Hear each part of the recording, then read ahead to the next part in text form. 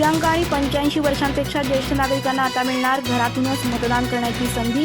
टपाली मतदान करण्यासाठी अर्ज भरून घेण्यासाठी अपंगांच्या पर्यंत पोहोचणार केंद्रस्तरीय अधिकारी।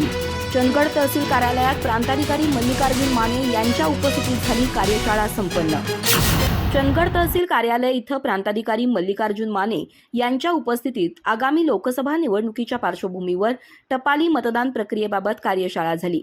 दिव्यांग आणि 85 वर्षांपेक्षा ज्येष्ठ नागरिकांना ज्यांना मतदान केंद्रापर्यंत जाऊन मतदान करता येणार नाही अशा व्यक्तींसाठी टपाली मतदान प्रक्रिया पूर्ण करण्यासाठी तालुक्यातील सर्व केंद्रस्तरीय अधिकारी आणि सुपरवायझर यांना प्रशिक्षण देण्यात आलं। यावेळी तहसीलदार राजेश चव्हाण यांची प्रमुख उपस्थिती होती।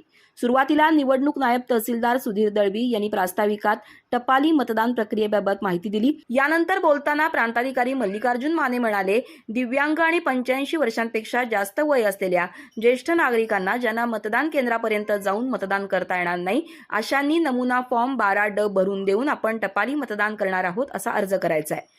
हा अर्ज केंद्रस्तरीय अधिकाऱ्यांनी प्रत्यक्ष मतदारापर्यंत जाऊन भरून घ्यायचा आहे। ज्यांना प्रत्यक्षात मतदान केंद्रापर्यंत जाऊन मतदान करणं शक्य आहे त्यांनी तसा अर्ज भरून द्यायचा आहे। एकूण मतदानाची टक्केवारी वाढवण्यासाठी शासनानं ही नवीन मोहीम राबवत असल्याचं सांगितलं। याशिवाय सर्व मतदान केंद्र सर्व सोयींनी युक्त असल्याबाबत खात्री करून दिव्यांगांसाठी रॅम्प, शौचालय, पाणी, विद्युत पुरवठा या सुखसुविधा असल्याची खात्री करून माहिती देणं या संदर्भात केंद्रस्तरीय अधिकाऱ्यांना सूचना दिल्या।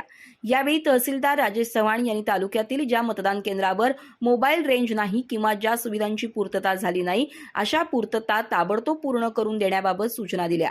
यावेळी प्रत्यक्षात केंद्रस्तरावर येणाऱ्या अडचणीबाबत शाहू पाटील, जानबा अस्वले, राजकुमार करडी, सदानंद पाटील यांनी प्रश्न उपस्थित केले।